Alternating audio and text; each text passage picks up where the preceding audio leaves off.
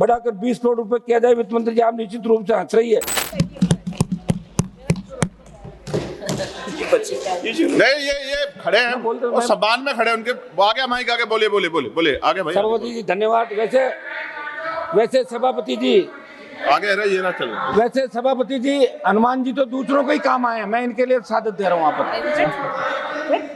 सभापति जी, सबसे पहले तो आपको धन्यवाद कि आपने वित्त विधेयक 2026 में बात करने के लिए आपने मुझे मौका दिया। सभापति जी, ये जो विधेयक है केवल करों और प्रावधानों का संकलन नहीं है, बल्कि ये देश की आर्थिक दिशा तय करने वाला दस्तावेज है। दुर्भाग्य से विधेयक देश की जनता, विशेषकर गरीब किसान, युवा और मध्यम वर्ग की उम्मीदों पर खरा उतरता हुआ दिखाई नहीं देता। मोदी सरकार बड़े बड़े दावे करती है भारत दुनिया की सबसे तेजी से बढ़ती अर्थव्यवस्था, लेकिन जमीनी हकीकत इससे बिल्कुल अलग है। अगर अर्थव्यवस्था इतनी मजबूत है, फिर आम आदमी की जेब क्यों खाली होती जा रही है? सभापति महोदय, आज हम बात करें कि देश के अंदर बेरोजगारी किस कदर बढ़ रही। वित्त मंत्री जी यहाँ बैठी है, चिंता करते हैं। हम कॉलेज, विश्वविद्यालय, विधानसभा से होकर लोकसभा के अंदर पहुंचे हैं। पूरे देश के अंदर सबसे ज्वलंत अगर समस्या है वो बेरोजगारी की समस्या। इसके ठोस समाधान के लिए आप क्या कर सकते हैं? आप जरूर नहीं सरकारी पद खाली वो तो भरे ही भरे, लेकिन बेरोजगारी, जो रोजगार के नए साधन आप सर्जित करें हर लोकसभा क्षेत्र के अंदर, हर स्टेट के अंदर, ताकि लोगों को वहाँ रोजगार मिले। गांव खाली हो रहे हैं, लोग शहरों की ओर पलायन कर रहे हैं, तो इसके अंदर वित्त मंत्री जी आप ध्यान दें।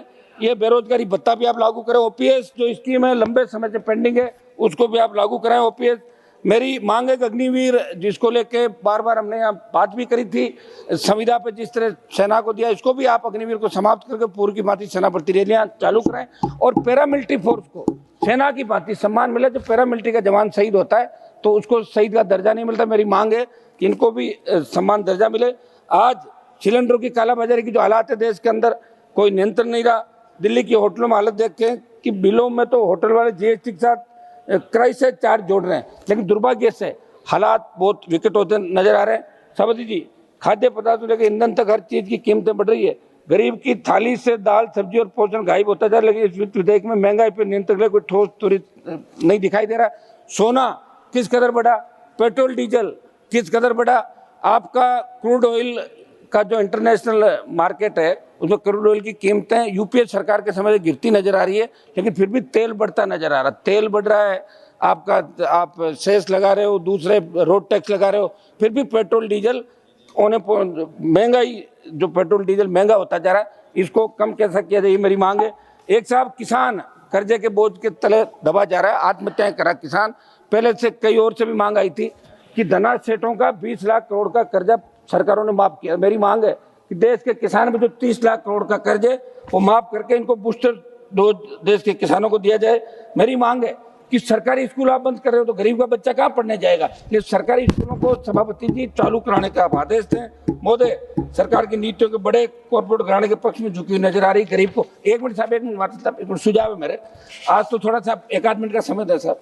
संघीय ढांचे की बात करें तो राज्यों के साथ वित्तीय न्याय नहीं हो पा रहा, राज्यों को उनका उचित हिस्सा समय पर नहीं मिले, विकास कार्य प्रभावित हो रहे हैं।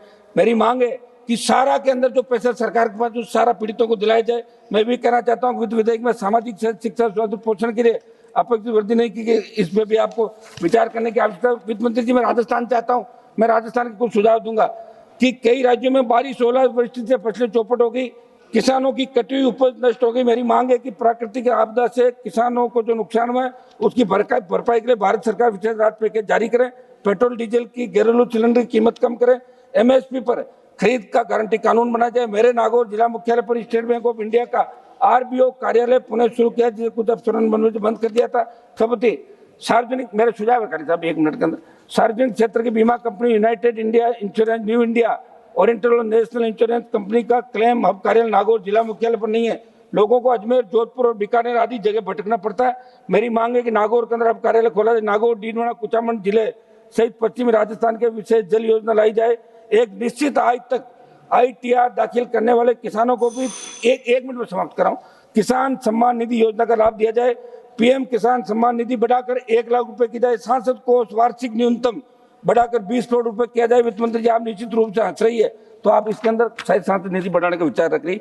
KCC में संशोधित ब्याज सहायता योजना में शर्तों में शिथिलता देते हुए टाइम लिमिट की शर्त हटाई जाए। नागौर लोकसभा क्षेत्र के नागौर और रीवा कुचामन जिले में 5000 से अधिक आबादी वाले प्रत्येक गांव के अंदर राष्ट्रीयकृत बैंक जहाँ नहीं है वह राष्ट्रीयकृत बैंक आप खोलें। ये मेरी मांग रहेगी वित्त मंत्री जी से कि आप जब जवाब दें तो मेरे वाली कुछ मांगे नागौर राजस्थान की और कुछ जो हमारे बेरोजगारी की इश्यूज है, महंगाई के, उन पर आप जरूर जवाब देंगे। धन्यवाद साहब।